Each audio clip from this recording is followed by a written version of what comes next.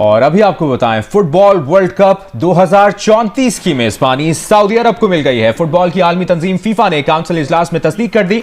2034 में फुटबॉल का सबसे बड़ा टूर्नामेंट वर्ल्ड कप सऊदी अरब के 5 शहरों में मुनक्किद होगा। 15 मुख्तलिफ स्टेडियम्स वर्ल्ड कप मैचेस की मेजबानी करेंगे। इसके अलावा 2030 का फुटबॉल वर्ल्ड कप 3 बरे-आज़म के 6 ममालिक में खेला जाएगा। बहुत बड़ी बेगैरती है। मैं तो कहता हूँ हम कलमा को जरूर है, लेकिन हम मानने वाले नहीं। सऊदी अरेबिया के हवाले से सऊदी अरेबिया को 2034 फीफा वर्ल्ड कप की होस्टिंग सौंप दी गई है, जिसपे बहुत खुश है सऊदी अरेबिया। इसकी एडवर्टीजमेंट के लिए उन्होंने अपने पासपोर्ट के ऊपर भी इश्तिहार लगाना शुरू कर दिए हैं 2034 वर्ल्ड कप के। इसी के साथ साथ एक और बहुत बड़ी और एक बड़ी खुशखबरी की न्यूज़ सऊदी अरेबिया के लिए ये है कि 2026 तक वहाँ पर पहला एप्पल फिजिकल ऑनलाइन स्टोर भी खोल दिया जाएगा। इसी चक्कर में सऊदिया के अंदर बहुत बड़े बड़े जश्न हो रहे हैं, खुशी का समा है, हर तरफ नाच गाना हो रहा है, पूरे सऊदिया को दुल्हन की तरह सजा दिया गया है क्योंकि वो बहुत बड़ी बड़ी अचीवमेंट्स कर रहे हैं। अगर कुछ थोड़ा बहुत इस्लाम नजर आता है ना जी, वो आपको पाकिस्तान में नजर आएगा। अच्छा, मैं ये सऊदी अरब वालों को, ये मिस्र वालों को, ये सब गैरत लोग हैं, ये मुसलमान है। अच्छा, और क्या है, ये कौन सा काम है? हर काम तो अंग्रेजों वाला ये करते हैं। सऊदी अरब में मैंने खुद देखा,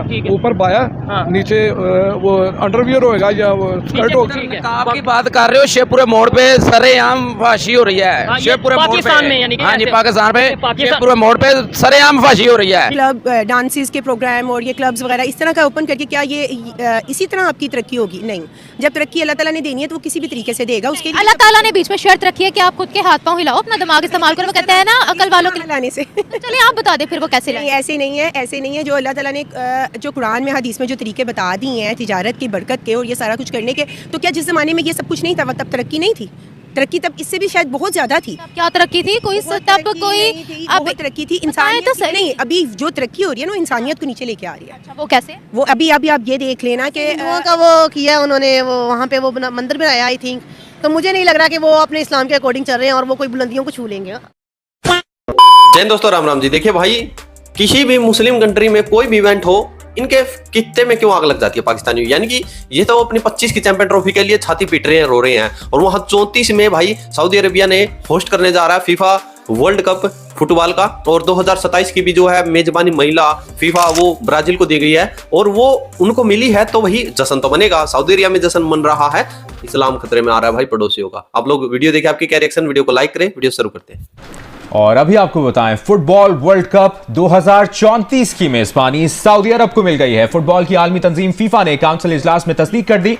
2034 में फुटबॉल का सबसे बड़ा टूर्नामेंट वर्ल्ड कप सऊदी अरब के 5 शहरों में मुनक्किद होगा। 15 मुख्तलिफ स्टेडियम्स वर्ल्ड कप मैचेस की मेजबानी करेंगे। इसके अलावा 2030 का फुटबॉल वर्ल्ड कप 3 बरे-आज़म के 6 ममालिक में खेला जाएगा। बहुत बड़ी बेगैरती है। मैं तो कहता हूँ हम कलमा को जरूर है, लेकिन हम मानने वाले नहीं। सऊदी अरेबिया के हवाले से सऊदी अरेबिया को 2034 फीफा वर्ल्ड कप की होस्टिंग सौंप दी गई है, जिसपे बहुत खुश है सऊदी अरेबिया। इसकी एडवर्टीजमेंट के लिए उन्होंने अपने पासपोर्ट के ऊपर भी इश्तिहार लगाना शुरू कर दिए हैं 2034 वर्ल्ड कप के। इसी के साथ साथ एक और बहुत बड़ी और एक बड़ी खुशखबरी की न्यूज़ सऊदी अरेबिया के लिए ये है कि 2026 तक वहाँ पर पहला एप्पल फिजिकल ऑनलाइन स्टोर भी खोल दिया जाएगा। इसी चक्कर में सऊदिया के अंदर बहुत बड़े बड़े जश्न हो रहे हैं, खुशी का समा है, हर तरफ नाच गाना हो रहा है, पूरे सऊदिया को दुल्हन की तरह सजा दिया गया है क्योंकि वो बहुत बड़ी बड़ी अचीवमेंट्स कर रहे हैं। अगर कुछ थोड़ा बहुत इस्लाम नजर आता है ना जी, वो आपको पाकिस्तान में नजर आएगा। अच्छा, मैं ये सऊदी अरब वालों को, ये मिस्र वालों को, ये सब गैरत लोग हैं, ये मुसलमान है। अच्छा, और क्या है, ये कौन सा काम है? हर काम तो अंग्रेजों वाला ये करते हैं। सऊदी अरब में मैंने खुद देखा,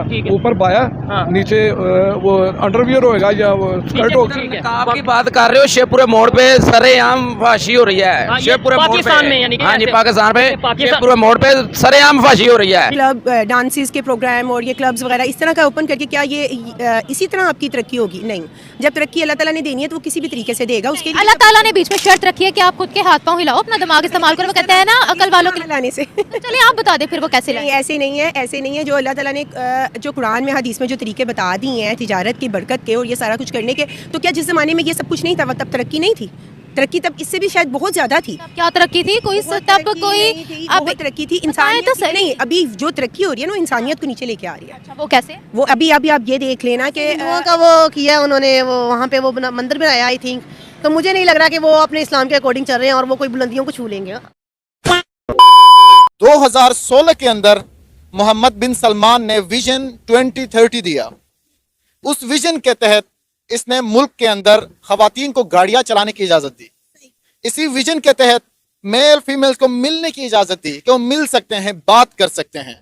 ठीक है, अब इसी तरह ब्लू सिटी का उन्होंने वहां पे कॉन्सेप्ट दिया, टेक्नोलॉजी का नंबर 1 सिस्टम वहां पे लाने की उन्होंने बात की विजन 2030 के तहत। यूएई से पहले सऊदी अरब की अगर बात करें तो ये कब बैन हुआ था? 1951 के अंदर शाह अब्दुल अजीज के बेटे ने शराब पीने के बाद एक डिप्लोमेट को, जो फॉरेन कंट्री से डिप्लोमेट को कत्ल किया हुआ था, शराब पी हुई थी, उसने गोली चलाई और वो कत्ल हो गया। उसके बाद सऊदी अरब के अंदर ये शराब का कॉन्सेप्ट बेचना, सेल करना या बनाना टोटली बैन हो गया। विजन 2030 को मद्देनजर रखते हुए जो एमबीएस ने एक फैसला किया कि जहां पे आपके पास डिप्लोमेट्स के लिए अलाउ करें, तो उसने अपने मुल्क के खातिर किया हुआ है, उसने अपनी जीडीपी की खातिर किया हुआ है, उसने अपनी डेवलपमेंट की खातिर किया हुआ है। इसको अगर देखा जाए इंटरनेशनल सतह पर तो ये टूरिस्ट के लिए अच्छा सपोर्ट बनता है। ठीक है, दीन पे जो है ना किसी किस्म की पाबंदी जोर से आप किसी पे लागू नहीं कर सकते। जब आप दूसरे मज़ाहिब के लोग वहाँ पे रहते हैं, हाँ। तो उन्हें मजहबी तौर पे आजादी देनी चाहिए। ठीक है। अबू धाबी का क्या है? उसका हमारे हरम जो है ना, वो हमारे लिए वो सिर्फ मक्का और मदीना है। ठीक है, वो भी हरम सिर्फ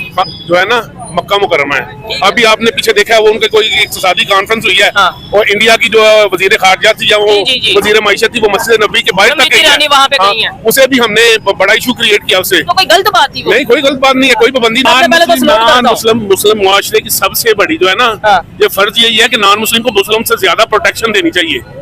समझ आइए ना, तब हम जो है ना मुस्लिम, हाँ सर, क्योंकि हम जब जाते हैं ईमान है ना, ठीक है, तो वो बिल्कुल अपने ईमान पर चलेगा इंशाल्लाह। जो मुसलमान है, ईमान पर चलने का मतलब क्या है कि अजान ऊंची दी जाए, उसका मतलब है ईमान पे चलना है। इसराइल सबसे ज्यादा टेक्नोलॉजी में आगे है, इसका मतलब है फिर वो इस्लाम को या कुरान पाक को सबसे ज्यादा तो फॉलो वो कर रहा है, तो हमसे बेहतर तो हाँ। लेकिन उनके और हमारे में एक फर्क है ना। क्या? उनके और हमारे में भी ये फर्क है कि हमने कलमा पढ़ा, उन्होंने अच्छा, जो उन्होंने कर लिया ना, उसका सिला उन्हें यहाँ दुनिया में मिलेगा। अच्छा। आखिरत में उनका कोई हिस्सा नहीं। और हमें आखिरत में क्या मिलेगा? यानी हमें सजा मिलके फिर हमें मिलेगी जन्नत ही। इन माई पॉइंट ऑफ व्यू। अब आगे आई डोंट नो। मैं बात कर रही हूँ उनके डेवलपमेंट। अच्छा, मैं जब सऊदीया की बात करती हूँ, हिंदू क्यों याद आ जाते हैं आपको? इधर आए, हिंदू क्यों याद आ जाते हैं हमें? मैंने तो हिंदुओं की बात ही नहीं की, मैंने डेवलपमेंट हमारे माइंड में है ना, हम पाकिस्तानियों के माइंड में है ये। मुस्लिम वर्ल्ड में नाम कमा रहे हैं, लेकिन वो कंपनी तो मुस्लिम्स की नहीं है। सही बात। ये क्या बात हुई? लेकिन जो भी है, लेकिन वहाँ पे ऐसे मतलब ठीक है, आप वहाँ पे कंपनी खुल रही है, ठीक है, जो मर्जी करने, लेकिन वहाँ पे परफॉर्मेंस मैं कहती हूँ नहीं होनी मेरी चाहिए। बात सुने, वो मुस्लिम्स की कंपनी नहीं है। नहीं, क्यों? क्योंकि वो एक मुस्लिम कंट्री है। अच्छा, क्या करना चाहिए उनको? बच्चा कह रहा है मुस्लिम कंट्री है, कितना समझदार बच्चा है। ये दौर बदल गया है। साइंस और ये चीज़ें तरक्की कर रही हैं ना, उसी तरह इंसानियत की हदें भी नीचे आ रही हैं। आना चाहते तो इसके और बहुत सारे तरीके हैं बढ़ाने के। ज़रूरी तो नहीं है कि इसी तरह ये फंक्शन और इस किस्म के ये सारा कुछ करके ही आप बनाना चाहते हैं। एक पूरे मुस्लिम ममालिक के लिए सऊदी अरब जो है वो एक सैम्बल है। किसी के लिए भी नहीं है। 10 से ज्यादा मुस्लिम कंट्रीज ने हिजाब बैन कर दिया। नाम बता दूंगा आपको। जरूर मनाने के लिए नाच गाना ना करें, खुशी कैसे मनाएं? फिर अगर वो कोई पार्टी शार्टी करेंगे, हम कहेंगे याश है। नहीं, हर एक खुशी सेलिब्रेट करने का एक अपना अंदाज होता है। कैसे करें सेलिब्रेट? जस्ट लाइक दैट कि हम जो अगर कोई खुशी कर रहे हैं तो हम वैसे भी तो कर सकते हैं ना, कि मतलब हम किसी उनके जो उनका कल्चर है उनके हिसाब से अकॉर्डिंग करें, लेकिन ये नाच गाना नहीं। I think no, it's not right. चीज़ें हैं जिनसे वो आगे तरक्की कर सकते हैं। ये इवेंट वगैरह करें, बस ठीक है, खेल को खेल की हद तक रखें, पर अपनी उस पर भी नज़र रखें कि ये मुसलमानों के लिए फ़ख्र की बात होगी कि वो कोई ऐसा कदम ना उठाएं। कौन सा कदम? कोई म्यूजिकल नाइट वगैरह का।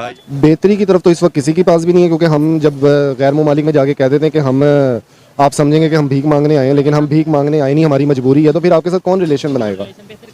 नेबर कंट्री है इंडिया, जिससे कहा यह जाता था कि ये इसको नॉन मुस्लिम कंट्री सपोर्ट करते हैं, मुसलमानों के अगेंस्ट, इस्लाम के अगेंस्ट। आज उसके तुर्की हो या सऊदीया हो, ईरान हो या अफगानिस्तान हो, जितने इस्लामिक कंट्री हैं ऑलमोस्ट सब के साथ रिलेशन बेहतर। उन्होंने पॉलिसी बनाई है अपने मुल्क के मुफाद में, और हमने जो पॉलिसीज बनाई हैं वो अपने ज़ाती मुफादात के तहत बनाई है ना। अब आप देखें कि हमारा फॉरेन मिनिस्टर जो है वो सारी दुनिया का टूर लगा कर आ गया, लेकिन वो अफगानिस्तान नहीं गया, जिसकी हमें सबसे ज़्यादा ज़रूरत थी।